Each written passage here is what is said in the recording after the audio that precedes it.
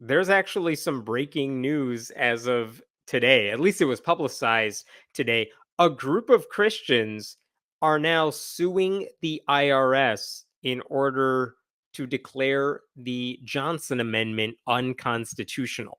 Basically, these Christian groups say we want to be able to endorse candidates for office of any kind. We want to be able to do that without losing our tax exempt status. The IRS is not allowing us to do that, at least on paper, and they want a judge to declare it unconstitutional. So that is what they are suing about right now. And let me show you this lawsuit here. This is the front of their lawsuit. You could see, we'll get to this in a second, but it's filed in the Eastern District of Texas, Tyler Division. We'll talk about that more in a second. But look at the groups that are filing this lawsuit. This was actually just filed Wednesday, but the articles about it are coming out today.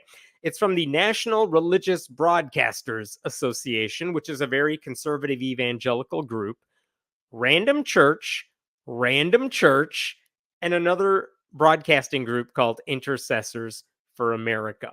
So you have two Christian ministries that focus on broadcasting, and they're suing basically the IRS and the guy in charge of the IRS. And so what is the complaint about? In order to make sense of this, because I know not everyone is familiar with the Johnson Amendment and the IRS rules, and it's all very complicated, let me try to break down the Johnson Amendment first, and then I'll get to what they're complaining about in the lawsuit. I hope it makes sense to like the 12-year-old who's watching who doesn't understand what's going on. Okay, basically, here's what you need to know. Just about every nonprofit group, including charities, cause-based organizations, churches, the ACLU, the National Rifle Association, Planned Parenthood, etc., they're all considered to be something called 501c3s. That's the IRS designation because they are nonprofits. What the IRS is saying is these groups are not trying to make a profit, they're trying to serve a greater cause. And as a way to encourage people to give money to those groups, contributions can be deducted on your taxes if you give them money. It's like a win-win for all sides, right? Now, for the groups to keep their 501c3 designations, there are some rules they have to follow. For example, they have to fill out paperwork every year that explains to the government, this is how much money we made because of donations or grants. This is how much money we are giving out. This is how much salary our staff is getting, things like that. It's a way for donors to keep tabs on the groups they're giving money to, right? To make sure they are living up to their stated missions. Now, one of the caveats to all this is they're not supposed to play politics.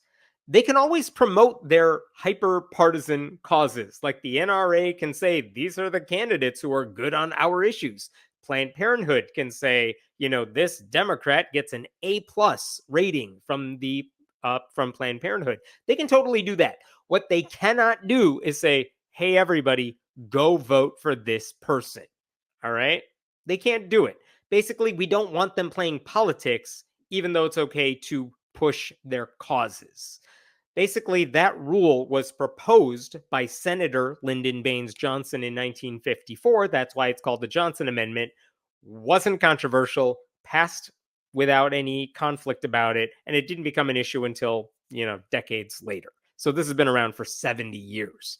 Now, houses of worship actually get an even sweeter deal because they are automatically given a tax-exempt status the moment they form, and they don't have to fill out paperwork and send it into the IRS saying, hey, can we be a 501c3? No, the IRS says, oh, you're a church, you're automatically one.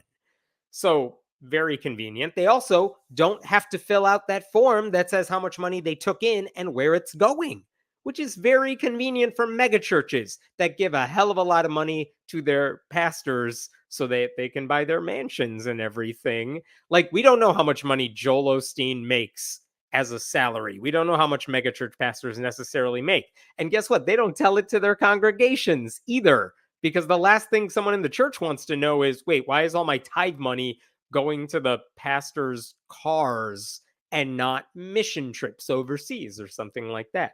And yet, despite that sweet deal, Plenty of conservative pastors have been arguing for years now that these rules are too hard on them. And they've deliberately tried to get the IRS to revoke their tax exemptions so that they could file a lawsuit over it. Okay, so for example, several years during Barack Obama's presidency, for example, hundreds of evangelical churches participated in something called Pulpit Freedom Sunday. You could look that up on Wikipedia. And basically, they proudly endorsed Republican candidates from during the church services and then recorded it and sent the recordings to the IRS saying, hey, guess what? We're defying your rules and come after us. We dare you. And the IRS had every reason to take action and revoke their tax exemptions. They never did. And then over the past few decades, it seems like the IRS has only followed its own rules on the Johnson Amendment like once. Because before the 1992 elections, there was a group called Branch Ministries that ran full page ads in newspapers telling people do not vote for Bill Clinton. And the IRS went after them. They revoked their tax exempt status. The ministry sued, but the IRS won. And that's pretty much it. Like, there is a government research institute that said another church lost its tax exemption in 2012, but like there were no details provided. And I have never heard of a second church officially losing their tax exemption at all. Even though all these churches are like telling the IRS, look what we just did, take it away. Now, by the time Donald Trump came into office in 2017, the violations were just getting more egregious. Like, you didn't have to have some concerted effort and mail stuff to the IRS because it was clear to even pastors the IRS is not coming after you. So there were a lot of pastors who told their churches how to vote. And it didn't really help that Donald Trump kept lying and saying he got rid of the Johnson Amendment. He did not. Like, churches have just been endorsing candidates ever since. And some of them endorse Democrats. I'm not going to lie about that. Some of them do. But by and large, this is overwhelmingly a conservative Republican thing. And they're the ones with the most to lose if the Johnson Amendment was ever enforced. This is interesting. In 2022, I've talked about this before. ProPublica published this fantastic article. Look at the headline right there. Churches are breaking the law by endorsing in elections. Experts say the IRS looks the other way. Really interesting article about all the horrible stuff these churches are doing. But let me highlight a couple things for you here. Look at this. The IRS has largely abdicated its enforcement responsibilities as churches have become more brazen. In fact, the number of apparent violations found by ProPublica and the Texas Tribune and confirmed by 3 nonprofit tax law experts are greater than the total number of churches the federal agency has investigated for intervening in political campaigns over the past decade. So, like, we know they're doing it, but the IRS isn't going after them. In response to questions, an IRS spokesperson said that the agency can't comment on, neither confirm nor deny investigations in progress completed in the past nor contemplated. Like, asked about enforcement efforts over the past decade, the IRS pointed the news organizations to annual reports that do not contain such information, which is such a weird answer for the IRS to give. They're like, we're the CIA here. We can't tell you if we're investigating something. And if we're investigating them, we couldn't tell you about it. Let us point you somewhere else where we're not, so you can go down a rabbit hole that provides you no useful information. So, very bizarre. Later in this piece, there was also one other thing I found interesting. Where did it go here? I highlighted it. I swear. It's a very long article, but it's very good and worth reading. Oh, well, I'll come back to it. But this is what they were doing. Oh, here it is. Check this out. In a response to a Freedom of Information Act request from ProPublica and the Tribune last year, the IRS produced a severely redacted spreadsheet indicating the agency had launched inquiries into 16 churches since 2011. IRS officials shielded the results of the probes, and they have declined to answer specific questions. So the IRS when forced to give up some information, said, yeah, we are looking into like 16 churches. We just can't tell you why or where they are or what's going on or if we did anything about it. And I promise you, there are way more than 16 churches that have been endorsing candidates because we've like left wing groups, church state separation groups have documented this for a while. Okay. So the bottom line is the IRS is not doing its job. Okay. They're treating this like some national security issue, and it's not. And it also doesn't help that not that long ago, the IRS was accused of going after conservative churches. And in response to that bad faith accusation, they said, we're never going to investigate a church unless a high level official in the IRS signs off on it. And for a long while, there was no one sitting in that seat. So basically, low level employees couldn't do anything about it. Okay. So, anyway, you get the idea here. This is the problem with the IRS. This is a problem with enforcement. And what's basically happening is if the IRS is not investigating these churches, as one constitutional lawyer put it, the IRS is essentially creating super PACs that are black holes because churches can endorse candidates, tell their congregations to donate money and vote for those candidates, and they don't have to report where any of that money is going, where it's coming from, anything like that. Okay. So here's where we're at right now. Like either the IRS to eliminate the Johnson Amendment and just allow all nonprofit groups to endorse candidates and play politics, or it has to enforce its own rules, even if that means going after Christian churches. Okay. The irony of all this is that the church is trying to repeal the Johnson Amendment. They say they're doing it because they don't want to be beholden to the government. They want the freedom to preach whatever they want, including endorsements, and they don't want the government telling them what they can or cannot say. But if you get rid of the Johnson Amendment, you know what's going to happen? A lot of large evangelical churches are basically going to become tools of the Republican Party. Every week is just going to be a Trump rally, and you're going to learn jack about Jesus. Okay? So, like, this is going to backfire on them. So, anyway, that's the Johnson Amendment. That's where we're at today. That's the backdrop for this lawsuit that came out this week, right? Even though the Johnson Amendment is never enforced, there's a lawsuit pretending that the Johnson Amendment is hindering the free speech rights of Christians, okay? This complaint says very specifically that I want to show you some of this here. Plaintiffs, here's what it says in the lawsuit. Here we go. There we go. Look at number 11 here in the lawsuit. Some plaintiffs do not want to formally endorse or oppose political candidates. However, all plaintiffs desire to communicate their views about candidates' positions that are relevant to the issues plaintiffs care about. I'm going to pause right there. And they would do so, but for the Johnson Amendment. Let's pause there and say, guess what? They absolutely can communicate their views about positions or issues. That's what the NRA does. That's what Planned Parenthood does. It's never stopped them. But these people say the IRS operates in a manner whereby the plaintiffs are in jeopardy of punishment if they forthrightly say that a candidate's positions are unbiblical or that another candidate's positions are consonant with biblical teaching. The plaintiff's speech is clearly chilled in this regard because they are not free to proclaim their views on the issues of the day. Oh my God, someone get them a cloth so they can wipe their brow. Oh my goodness. When have Christian pastors ever shut their mouths about anything ever? It has never happened.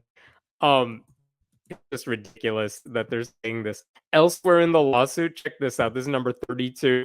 None of the plaintiffs violated the Johnson Amendment, but all have engaged in self-censorship to avoid doing so and incurring the commensurate penalties provided in the IRS code, basically. They're like, we're self-censoring ourselves. Again, as if Christian pastors have ever stopped themselves from saying whatever it is they want to say. I'm not going to go through the entire lawsuit, but let me summarize some of the big things they point out. They say that because the IRS grants churches an automatic tax exemption, that they are automatically silenced by the government, which Interesting. I don't think they are, but okay. They also say, guess what? There are a bunch of newspapers that are nonprofits these days, but a bunch of those newspapers endorse candidates before an election. How come they're allowed to get away with it and we can't? Interesting argument. We'll come back to that in a bit. They also point out in the lawsuit, there are many pages in the lawsuit of examples of churches endorsing Democrats. And they're saying, IRS didn't go after these people, so why are they coming after us? Which is a lie because they are not coming after Republicans and they're not coming after conservative churches that endorse Republicans. So ultimately, they say, where is this? I want to make sure I'm reading this correctly.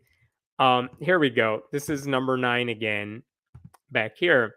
The IRS operates in a manner that disfavors conservative organizations and conservative religious organizations in its enforcement of the 501c3. This is a denial of both religious freedom and equal protection. It's a big right-wing conspiracy theory. The IRS is coming after right-wing churches, which is absolutely ridiculous. You know how I know that? Name one right-wing church, one evangelical megachurch that has lost its tax exemptions for endorsing a candidate. Hasn't happened. You won't find evidence of it anywhere. I've been looking. I haven't found evidence of it anywhere. And they also say, and this made me laugh quite a bit, this is in number 92 in the same document at the bottom here. Similar and even more explicit examples of support or opposition of candidates by 501c3 nonprofits go unchallenged by the IRS, especially if the candidates in question are from the Democratic Party. No, that's a lie. These churches go unchallenged because the IRS is not doing its job, not because they're endorsing Democrats. I know that because if they endorse Republicans, they also go unchallenged. I say that as someone who has desperately wanted the IRS to go after these churches for a really long time. And the last thing these plaintiffs say is they have to file this lawsuit. Why now? Because maybe you're wondering, they're only filing this maybe because they have lost their tax exemptions. They say, no, we have not lost our tax exemptions. They're saying the only way we could lose our tax exemptions is if we break your rules and endorse a candidate, then you would take away our tax exemptions. And if we lost the lawsuit, well, then we lose our tax exemptions. They don't want that to happen. They don't want their taxes to be in jeopardy. So what they're saying is we're filing this lawsuit now so that you can rule on this so we don't have to break the law to have legal standing to do this. Okay, so that's their lawsuit. I don't know if it should work. I mean, should is a key word here. I think it should fail for a bunch of reasons. Let me try to explain this as a non-lawyer, okay? First of all, the people who want to see the Johnson Amendment enforced, it's not selectively enforcing the rule.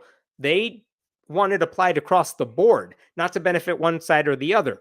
Church-state separation groups are totally fine if historically black churches that typically endorse Democrats, we want them to lose their tax-exempt statuses too. We want it applied universally. And we think the IRS should be funded to the point so that they can investigate all these allegations. So it's not that anyone is saying we should only allow the IRS to go after one side or the other. The plaintiffs want the IRS to go after nobody. I want the IRS to go after everybody who's breaking this rule. So there's that. The other thing is that their cherry-picked examples of who's violating the law are kind of laughable. Like, it is true, there are some churches that endorse Democrats, but by and large, and we've seen this through the media, we've seen this by their own examples, the most of the people violating the Johnson Amendment are conservative churches endorsing Republicans. And this lawsuit seems totally unconcerned about the right-wing churches endorsing Republicans. How do you fail to call out right-wing churches for doing the thing you're mad about, and then with a straight face say to the IRS, you're selectively enforcing your rule and not going after the Democrats and the churches endorsing Democrats? Like, if you were smart about this, you would think they would say, look, we have no partisan leaning here. We want you to go after everybody. Here are some examples of evangelical megachurches that endorse Republicans. We want you to go after them too. But they're not smart here. The people filing this lawsuit, not smart. So they're just saying you're ignoring the churches endorsing Democrats. So I don't think that's smart on their end. The closest they come to acknowledging that their side might do this too is that they mention a church in Virginia called Cornerstone Chapel. And right before the 2020 election, the pastor of that church, Gary Hamrick, basically told the congregation to vote for Donald Trump. I'm going to play you a clip of what he said, and then we'll talk about it right after, okay? This is Gary Hamrick, like in mid-October 2020. Donald Trump is not our savior. Joe Biden is not our savior. Jesus Christ is our savior. And because he is my savior, as for me and my house, I will not vote for a candidate whose party platform advocates the murder of unborn babies, embraces same-sex marriage, encourages transgender behavior, and ignores God and His word in our culture. I cannot. I will not. Amen. Listen, if you in good conscience cannot vote for Donald Trump, then don't. But I don't know how, in good conscience, a Christian can vote for an agenda that is evil. Okay, so pretty much an endorsement of Donald Trump. Did he also say, like, Democrats are encouraging trans behavior or something? Like, that's not how anything works. Did that guy attend the Richard Dawkins School of Trans People or something? Like, no, that's not how it works. But look at how the lawsuit spins that particular sermon, okay? Check this out. This is in the lawsuit here. Subsequently, the IRS began an enforcement action against Cornerstone Chapel on the basis of implicit support or opposition of political candidates. The IRS levied and Cornerstone Chapel paid a tax penalty for violating the Johnson Amendment. What? I mean, that's news to me. I went down a little rabbit hole today trying to find any media accounts or reports that this church lost its tax exempt status or even was investigated or even paid a fine over what that pastor said in that sermon. I could not find any instance of it. So it's actually kind of news to me that the IRS gave them a penalty of any kind and that this church paid it and apparently didn't make a big deal about it. But notice what they said, that the IRS levied and Cornerstone Chapel paid a tax penalty. That sounds like the IRS said, hey, you did a thing you weren't supposed to do. Give us, what, $1 because it's symbolic? Give us $1,000 because we want to punish you? Like, which is it? That matters. And that the church paid it.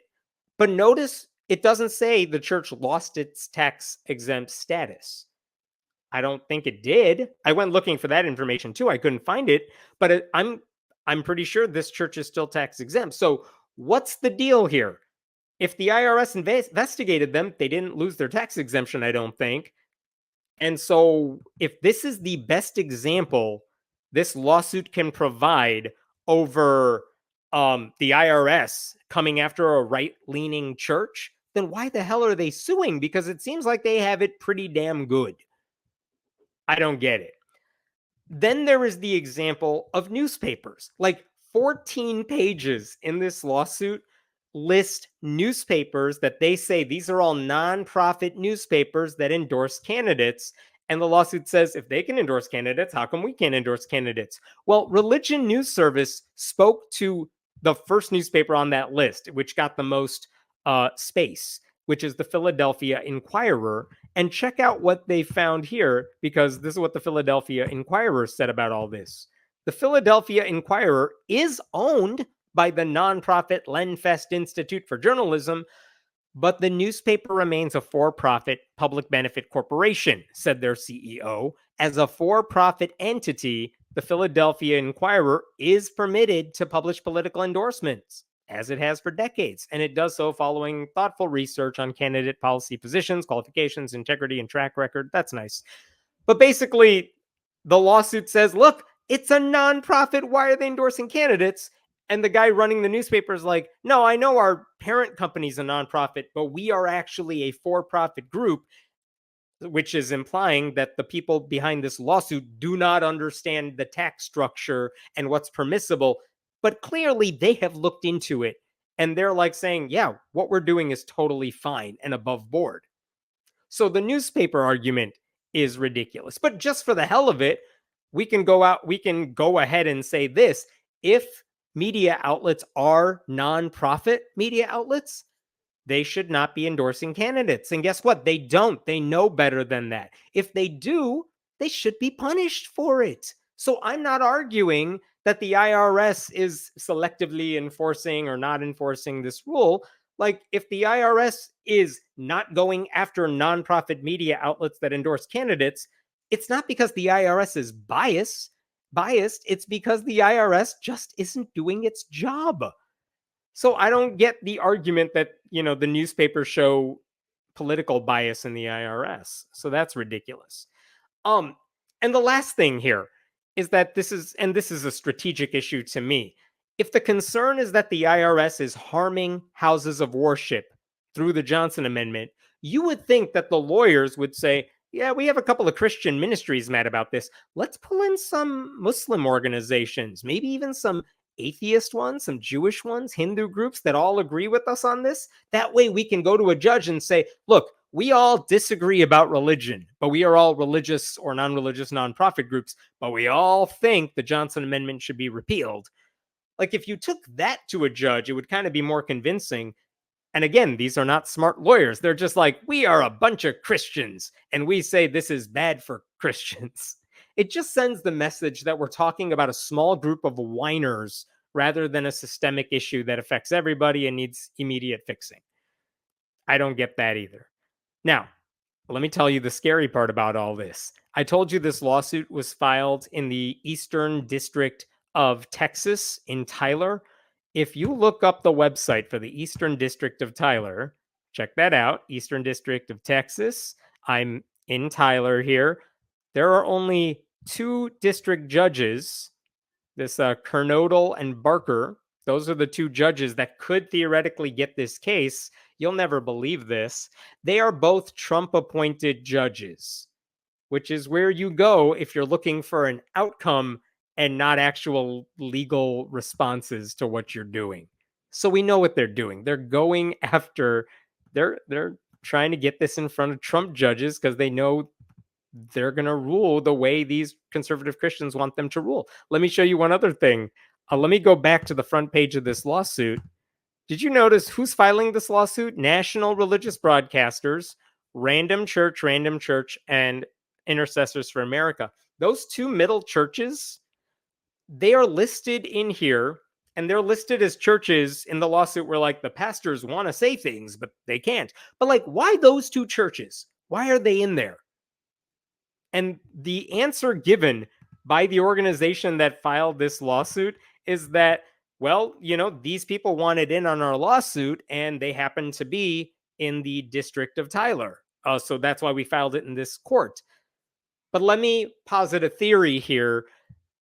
These Christians only filed this lawsuit with those 2 small random churches because they knew if we get 2 churches that are located in this part of Texas, we'll be able to submit this lawsuit in a federal court that is guaranteed to get us Trump judges. That's why they chose not just those 2 churches, but 2 random Christian churches that just happen to be based in that particular district. They could have filed this lawsuit anywhere, but they did it there so they could guarantee they would get this in front of Trump judges. So that tells us the game plan here, right? The Christians want a Trump judge to strike down the Johnson Amendment, and they'll probably do it in a nationwide sort of way. And if anyone appeals that decision, they're hoping this goes all the way up to the Supreme Court so that their right-wing supermajority can put an end to this and declare the Johnson Amendment unconstitutional. And if and when that happens, churches across America would just become extensions of the Republican Party. That's where this is going. That's where they're hoping it's going. And I suspect you're going to see a lot more about this lawsuit uh, in the next couple of days. And then as soon as you get that first decision from a judge.